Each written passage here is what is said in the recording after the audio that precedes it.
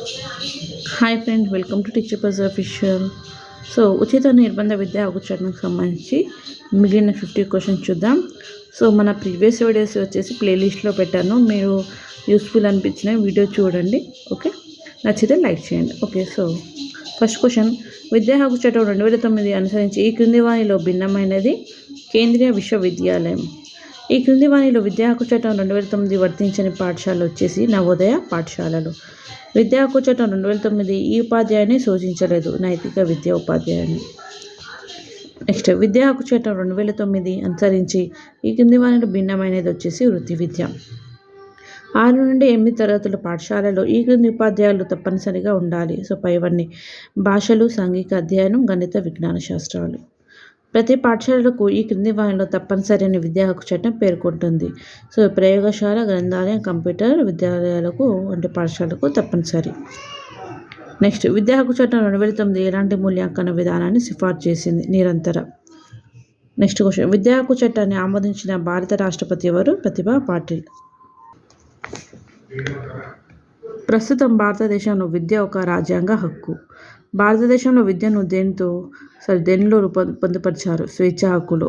ప్రస్తుతం విద్య దేనిలో అంతర్భాగంగా ఉంది? జీవించే హక్కులో. విద్యా హక్కు చట్టం 2009లో మొదటి అధ్యాయం దేన్ని సూచిస్తుంది? పేరు, పరిధి. నెక్స్ట్ క్వశ్చన్, విద్యా హక్కు చట్టం రావడంతోనే భారత విద్యా విధానంలో ఈ సమస్య పరిష్కారం అయింది. వృధా మరియు నిలుపుదల. ఈ క్రింది వానిలో ఏ పాఠశాల బడి యాజమాన్య సంఘంని ఏర్పాటు చేసుకోదు? ప్రైవేటు పాఠశాల. విద్యా హక్కు చట్టంపై మన రాష్ట్రాల్లో మొట్టమొదటి కేసు ఏ జిల్లాలో నమోదైంది? కర్నూలు జిల్లాలో. నెక్స్ట్, ఈ క్రింది వానిలో జాతీయ పాఠ్య ప్రణాళిక రూపొందించేటప్పుడు దృష్టిలో ఉంచుకునేది ఆంగ్ల భాష. విద్యా హక్కు చట్టం 2009 అనుసరించి ఎలిమెంటరీ విద్య పూర్తయిన తర్వాత పాఠశాల విధి వచ్చేసి విద్య పూర్తయినట్లు ధృవీకరణ పత్రం జారీ చేయాలి. విద్యార్థి వయసు 12 సంవత్సరాలు, అతన్ని 6వ తరగతిలో ప్రవేశం కల్పిస్తే అతను 2వ తరగతిలోనే ఉంటాడు అని అన్నాడు. అలాంటి సందర్భాల్లో ఒక ఉపాధ్యాయునిగా నీవేం చేస్తావో? విద్యార్థి కోరుకున్న తరగతిలో ప్రవేశం కల్పిస్తా. ఈ కింది వాటిలో విద్యా హక్కు చట్టం 2009 అనుసరించి భిన్నమైనది విద్యా బోధన. ఈ క్రింది వానిలో బడి యాజమాన్య సంఘం విధి కానిది విద్యా ప్రణాళిక రూపకల్పన. ఈ క్రింది వానిలో ఉపాధ్యాయుని విధి కానిది విద్యా ప్రణాళిక రూపకల్పన. ఒక విద్యార్థి విద్యా సంవత్సరంలో 30 రోజులు మాత్రమే పాఠశాలకు హాజరైన ఒక ఉపాధ్యాయునిగా నువ్వు ఏమి చేయగలవు? పేరు తొలగించకుండా అదే తరగతిలో కొనసాగిస్తాం. నెక్స్ట్, విద్యా హక్కు చట్టం అనుసరించి రాష్ట్ర ప్రభుత్వంకు సముచితమైన విధి కానిది బడి అభివృద్ధి ప్రణాళిక రూపొందించడం. విద్యా హక్కు చట్టం అనుసరించి కేంద్ర ప్రభుత్వ విధి కానిది పాఠశాల ఏర్పాటు.